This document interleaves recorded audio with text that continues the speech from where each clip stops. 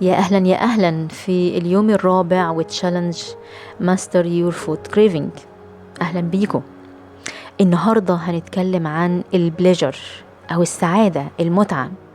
بليجر تراب، مصيدة المتعة، لأن في حاجات شيقة جدا في سلوك البني أدمين لو عرفناها واستخدمناها بشكل واعي هنحول حياتنا حرفيا.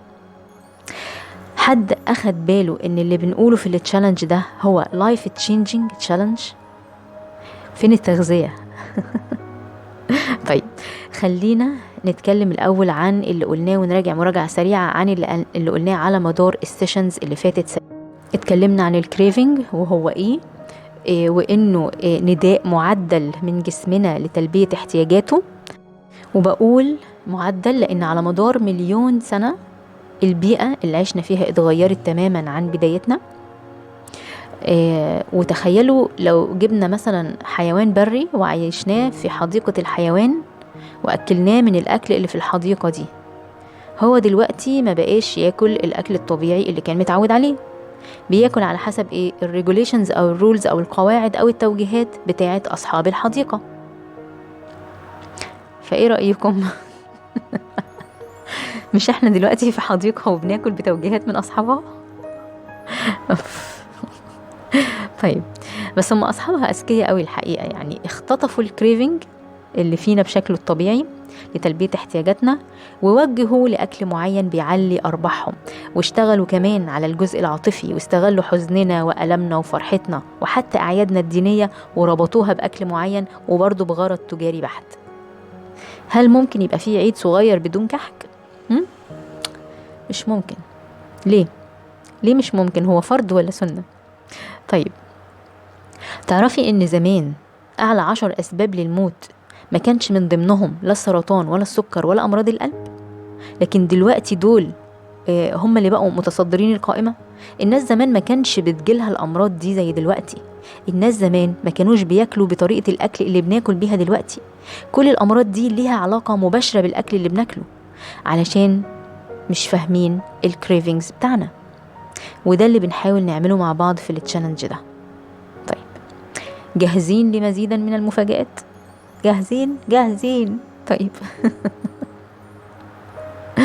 يعني انا مش عايزه اضايق حد او ازعجه بالصدمات اللي بنعملها، بالذات الناس الجديده اللي مش متابعيني او مش متعوده على نوعيه الكلام دي، بس يعني مين جاهز لصدمات النهارده؟ ايوه ان كلكم تبقوا جاهزين. ماشي. طيب خلونا نبدا. الانسان البدائي زي ما بنسميه، يعني ما قبل الحضاره، يعني لو دي حضاره يعني الله اعلم. المهم الانسان ده، بس على فكرة في قبائل في أفريقيا عيشتها لحد دلوقتي أقرب ما يكون للإنسان البدائي ده. طيب الإنسان ده كان بيصطاد لإنقاذ نفسه من الجوع، بيجري لإنقاذ نفسه من الاصطياد، بيقعد مع أبناء قبيلته حوالين النار يتسامروا علشان يعملوا تواصل، تمام، بيجمع الأكل من الشجر علشان ياكل. كل عمل بيعمله بدافع من الحفاظ على بقائه.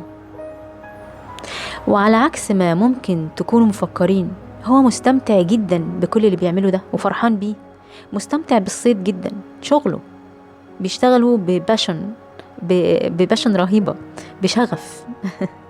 ليه؟ مع انه شغل شاق جدا، بس ليه مستمتع بيه وبيحبه كده؟ علشان الريورد سيستم عنده مصمم انه يكافئه كل ما ينجح في انجاز عمل يحافظ على بقائه وانتشار جيناته. الريوردنج سيستم عنده متماشي مع الحياة والبيئة اللي هو عايش فيها. الريوردنج سيستم اللي هو سيستم المكافآت في الدماغ. دماغنا بيكافئنا لما نعمل حاجة حلوة، حاجة كويسة، بأنه يفرز هرمونات فرحة وسعادة، دوبامين، سيروتونين، وهكذا. تمام. فالإنسان البدائي ده سيستم المكافآت أو المتعة عنده ماتشت صح مع البيئة اللي عايش فيها، متوافق صح، متناغم صح مع البيئة اللي عايش فيها. وانت كمان وانا كمان وكل واحد فينا عنده البليجر سيستم ده او الريوردنج سيستم ده، سيستم المكافآت او الاحساس بالفرحة او المتعة، لكن بقينا في environment او في بيئة مختلفة. السيستم بتاعك بيريورد يو على حاجات فقيرة سيئة ممرضة، بيريورد يو على حاجات غلط، بيكافئك على حاجات غلط، بيديكي دوبامين وسيروتونين على حاجات مش في مصلحتك، على الأكل الغلط، على المشاعر الغلط، على التصرفات الغلط، على الأفكار الغلط، على السلوكيات الغلط. بس خليني واضحة، مش الغلط إن في سيستم متعة أو سيستم مكافأة إطلاقا، بالعكس ده شيء رائع ومهم لينا جدا كبني أدمين. الخطأ حصل بالري وايرنج اللي حصل، بالرابطة اللي حصلت. السيستم زمان كان وايرد، ووايرد هنا معناها كونكتد أو متصل بشكل مباشر، مربوط يعني، كان وايرد مربوط بأكتيفيتيز صحية هيلثي، بأكل صحي، بكل حاجة صحية، في بيئة أو في environment صحية. لكن دلوقتي هو وايرد بكل حاجة غلط تقريبا، وبيئة سامة ومعيقة ومضللة. طيب الحل إننا نعمل حاجة اسمها conscious hedonism، إنك تبقي واعية بوجود سيستم المكافآت ده عندك، وبالطريقة اللي بيشتغل بيها وقواعده، واللي منها إنك ممكن تطلعي متعة أكتر بكتير من أي عمل بتعمليه. يعني تقدري تزودي إحساسك بالمتعة أكتر من نفس العمل، وبإنك تعملي وايرنج أو كونكشن جديد بين الإحساس بالمتعة وبين العادات الصحيحة. والموضوع ده ساحر جدا الحقيقة، ومهم جدا في موضوع الكريفنج. ليه؟ علشان الكريفنج هو احتياج، بتلبي الاحتياج ده بأكل معين، فجسمك يرفع السيروتونين والدوبامين ويريورد يو، يكافئك بيهم، وهي بقينا كلنا فرحانين. الريورد سيستم بتاعك مربوط غلط بالأكلة دي. فلو اتعلمنا نربط نظام المكافآت والمتعة عندنا بالأكل الصح، بالعادة الصح، المعادلة هتختلف تماما. عارفة مين اللي بيعرف يعمل الربطة دي؟ اللي بيعرف ازاي يعمل الربطة دي بالنظام المتعة عندك وسلوك معين بيتحكم فيكي. اللي بيعرف يعمل الربطة دي بيتحكم فيكي، لأنك بقيتي عبدة للسلوك ده علشان تاخدي المتعة. مين اللي بيعرف يعمل كده؟ من أشهر الحاجات في عصرنا الحالي اللي بيعرف يعمل كده فينا هو الفيسبوك، انستجرام، تيك توك وغيرهم. الناس دي عارفين الحكاية دي وبيستغلوها جدا لصالحهم، بيستغلوا نظام المكافآت الطبيعي فيكي في انك تفضلي على البلاتفورمز بتاعتهم تعملي تصفح لأطول فترة ممكنة. ساعات من حياتك بتضيع وانتي قاعدة بتسكرول. ما سألتيش نفسك مرة وانتي بتسكرول كده، انا قاعدة هنا بعمل ايه؟ انا بكمل ليه؟ طيب النهاردة بقى هنتعلم مع بعض كيفية استعادة سيستم المتعة بتاعك. يعني هتسترديه منهم. ازاي تسترديه وتعملي كنترول صح عليه. ماشي؟ مين معايا؟ طيب يلا بينا. الموضوع كله قائم على المبدأ الآتي، وركزوا معايا لأنه مهم يتفهم كويس وبوضوح. ركزوا معايا قوي. أي سلوك هتتم مكافأته هيرجع يتكرر تاني.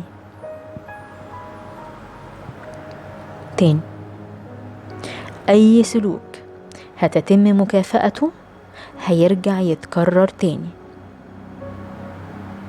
تعالوا ندي مثال من واقع خبرتنا كلنا كآباء وأمهات. ابنك أو بنتك لما بتطلب منك حاجة، مثلا تاكل أو تشرب أو whatever، ماما أنا عايزة أكل، ماما أنا عطشانة، ماما أنا عايزة البتاعة دي، وتعيط. في اللحظة دي المفروض بنتبه وبفكر، هل هي دي الطريقة اللي عايزة بنتي أو ابني يطلب بيها الأكل طول حياته؟ هل هي دي الطريقة الصحيحة لطلب الأكل أصلا؟ هل لازم يعني يبقى بيعيط ومستاء وفي غم كده وحزن وزن في الطلب؟ هل دي الطريقة اللي عايزاه يستمر يستخدمها كل ما يعوز يعني ياكل؟ لا، مش هي دي الطريقة. لو انا اديت لها او اديت له الاكل او العصير او الحاجة اللي طلبها وهو طالبها بالشكل ده، هتبقى هي دي الطريقة اللي بيستخدمها بعد كده في اي طلب، وممكن كمان لحد ما يكبر. معايا يا جماعة؟ فاهمين قصدي؟ اوكي. طيب احنا بقى بنعمل ايه ساعتها؟ ببساطة هقول لها او هقول له يعني انا عايزة اديك الاكل او العصير اللي طلبته ده، بس للأسف مش هقدر اديهولك طول ما انت بتطلبه بالطريقة دي. طبعا ممكن يزمزق ويتعصب ويدبدب، ماشي. دورك ساعتها ان انت بتبقي هادية جدا بتحتويه وتقولي له يا حبيبي انا بحبك وعايزة اديك الحاجة دي ومستنياك لحد ما تهدى خالص وتقدر تطلبها بشكل افضل، وبسيبه. بعد ما يهدى هتلاقيه جاي يقولك لو سمحت يا ماما انا عايز اكل او عايز عصير. هتقولي له ايه؟ اكيد طبعا يا حبيبي اتفضل. انت كده عملتي ايه دلوقتي؟ انت كده عملتي وايرنج او رابطة بين السلوك الصحيح وبين المكافأة. طيب دلوقتي بقى ماذا عنك انت؟ تعالوا احكي لكم قصة سريعة. انا كان عندي ظرف ما، مشكلة ما يعني، بدأت احس بالكآبة وبالاحباط، قايمة من النوم كئيبة وزعلانة. قمت من السرير ماشية في البيت وفجأة افتكرت ده انا عندي شوكولاتة في التلاجة، وفورا بدأت احس باحاسيس افضل لمجرد بس اني افتكرت ان عندي شوكولاتة. وهنا النقطة اللي عايزاكوا تركزوا فيها قوي. الشوكولاتة على فكرة اللي عندي دي صحية وهيلثي، وانا اللي عاملاها بايدي وما فيهاش سكر ولا دهون مهدرجة ولا اي حاجة، بس هل انا عايزة اكافئ كآبتي بالشوكولاتة؟ هل انا عايزة اعمل الوايرنج ده او الكونكشن ده او الرابطة دي بين كآبتي والشوكولاتة وسيستم المتعة عندي؟ لا، انا مش عايزة اعمل كده. انا كلانا مش عايزة اعمل كده. انا مش عايزة استخدم الشوكولاتة لتشتيتي عن الاكتئاب. وساعتها جت في بالي الفكرة دي. لانا، انتي مش هتستحقي تاكلي الشوكولاتاية دي الا لو عملتي يوم رائع، يوم كنت فيه منجزة وسعيدة ومبسوطة ومرتاحة. لو حققتي ده هتاخدي الشوكولاتة، غير كده مش هتاخديها. يا نهار ابيض، ايه الظلم ده؟ طب وانا هعرف اعمل يعني يوم زي ده ازاي؟ ده انا اصلا عندي مشكلة وزعلانة ومحبطة. طيب خلاص، هروح اتفرج على فيلم. لا، الصوت في دماغي لا، سوري، مفيش شوكولاتة مقابل الفرجة على فيلم. الفرجة على فيلم هي طريقة أخرى لتشتيتك وللحصول على بليجر، الحصول على سيروتونين ودوبامين. أنا مش ضد الفرجة على الأفلام، بس لما الفيلم يبقى طريقة أخرى لتشتيتك وللحصول على المخدر بتاعك، لا، تبقى غلط. طب أوف بقى، طيب أعمل إيه يعني؟ أنا بقول لنفسي بفكر أعمل إيه، فيقول لي الصوت إيه؟ بيفكرني، عارفة انتي لما بتنزلي تتمشي في الشارع بتبقي سعيدة، بتبقي أحسن، مودك بيبقى أحسن. طيب ماشي أوكي، لبست ونزلت اتمشيت، بس يعني ما كنتش سعيدة الحقيقة وأنا ماشية. بس أهو قعدت أركز، أبص على اللي حواليا، أبص على الأطفال وهم بيلعبوا، اندمجت معاهم، صوت لعبهم وضحكهم بيفرحني. أبص للسما قد إيه جميلة، بدأت أحس بمشاعر أفضل. اتصلت على واحدة صاحبتي، اتكلمنا مع بعض، وبعدين جاتلي كملنا تمشية وكلام مع بعض وضحكنا كتير، وبعدها جوعنا رحنا اتغدينا سوا وقعدنا نتكلم. الغريبة ان تأثير المشكلة عليا قل. هي المشكلة ما اتحلتش، بس شعوري انا ناحيتها اللي اختلف، تأثيرها عليا قل، ذهني بقى صافي اكتر. لقيت كم فكرة يعني ممكن احلهم بيها او اخفف من وطئتها، ورجعت البيت وانجزت شوية حاجات كانت ورايا، وحسيت ان على الرغم من وجود المشكلة واستمرارها، بس انا برضو اقدر اعيش كويسة. ما هياش نهاية العالم، هسعى لحلها، هسعى لحلها، بس وانا جوايا شعور تاني مختلف تماما عن اللي بدأت بيه، شعور فيه تسليم اكتر، هدوء اكتر، اطمئنان اكتر. والصوت ساعتها رجع يقولي لانا، تقدري تاخدي الشوكولاتاية دلوقتي لو لسه عاوزاها. فهمتوا الفكرة؟ الفكرة اني لو كافئت حزني هنتج مزيدا من الحزن، ولو كافئت كآبتي هنتج مزيدا من الكآبة، لو كافئت كسلي هنتج مزيدا من الكسل، وهكذا. تربية. ربي نفسك زي ما بتربي أطفالك الصغيرين وتعلميهم. لو كافئتي مشاعرك الهابطة والسلبية بجانك فود هتعلمي جسمك ان الطريق للجانك فود هو انك تحسي مشاعر سلبية وطاقة هابطة. إذن فليكن كذلك.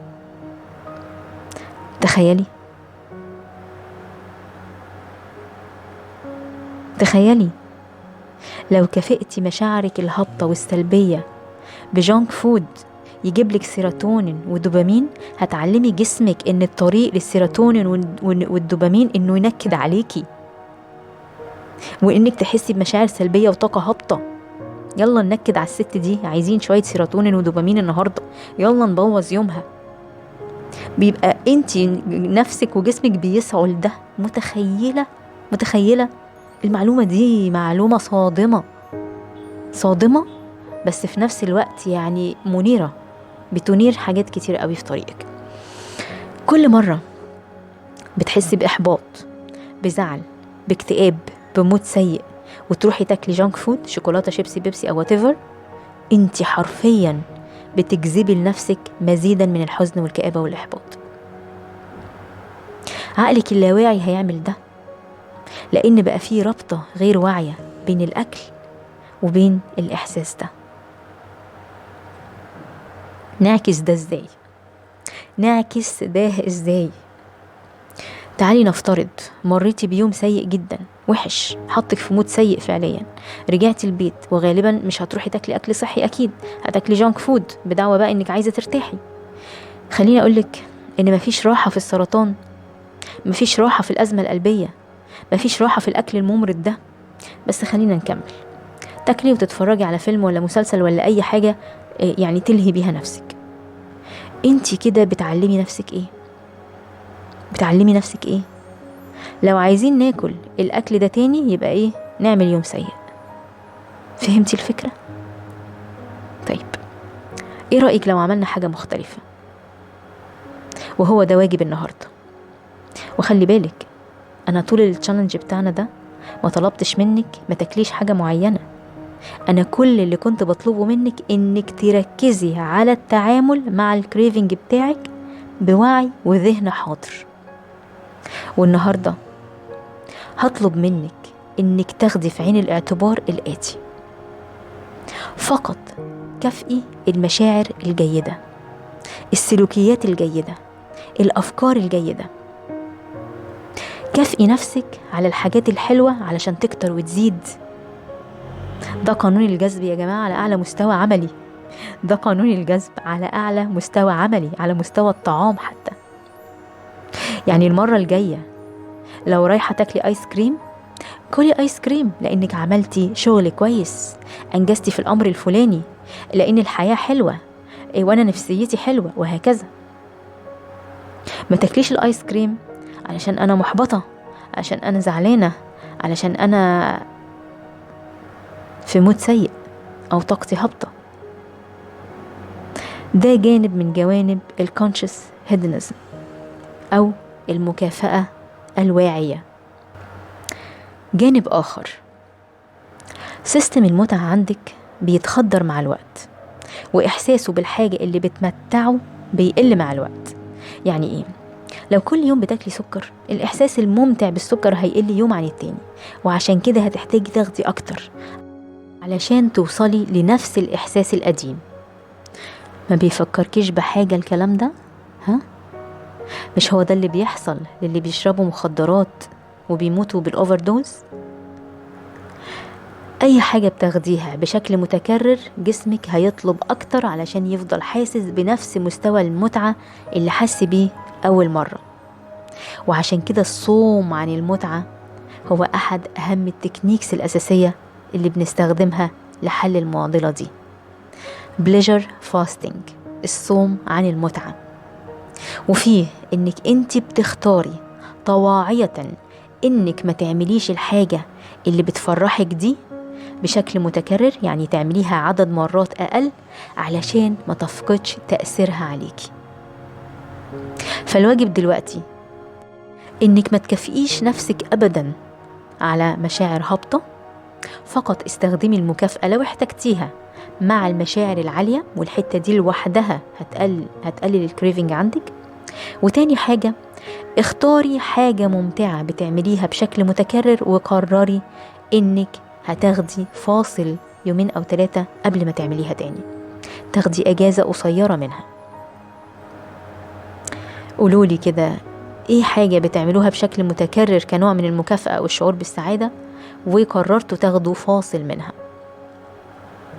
شاركوني، منتظرة اجاباتكم. تخيلوا معايا قد ايه الاكل بيبقى طعمه ألذ كل ما كنتي جعانة، او لو موقفة قهوة وكافيين بقالك فترة وبعدين اخدتي كوباية، يعني الشعور بيهم بيبقى مضاعف قد ايه، يعني حاجة جميلة. هي دي الفكرة هنا، انك بتاخدي اجازة بشكل واعي من الحاجة اللي بتفرح. باكل شوكولاتة كل يوم يا ربي بزهق، طعمها ما بيبقاش حلو يوم عن يوم يا جماعة، لكن باكل شوكولاتة كل يعني مرة في الاسبوع.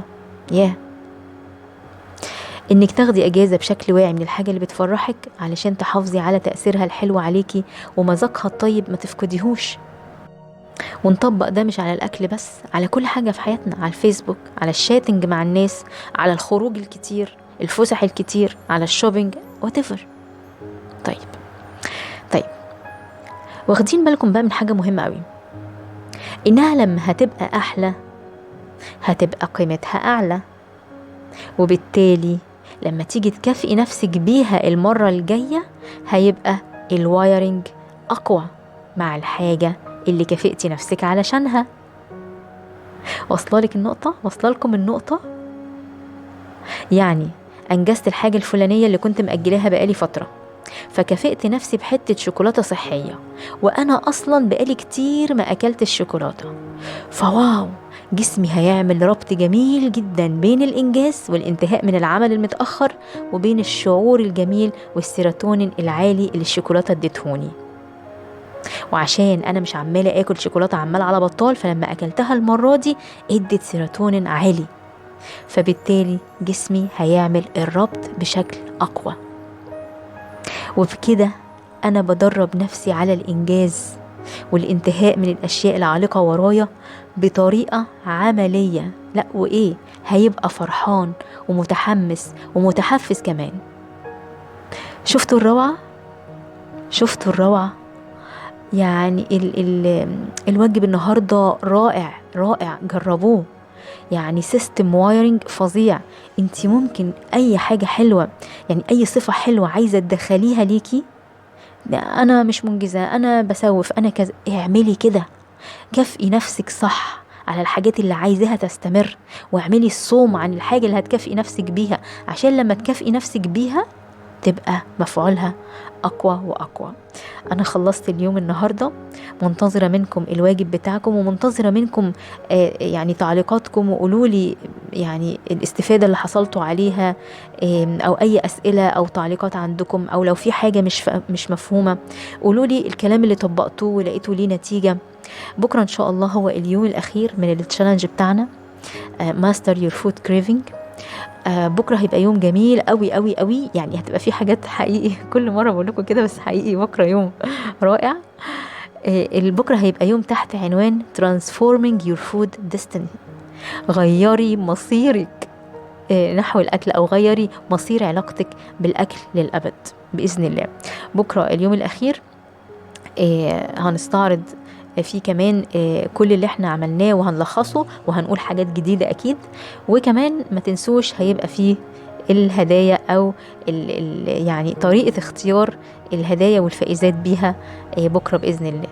يلا أشوفكم على خير، مع السلامة.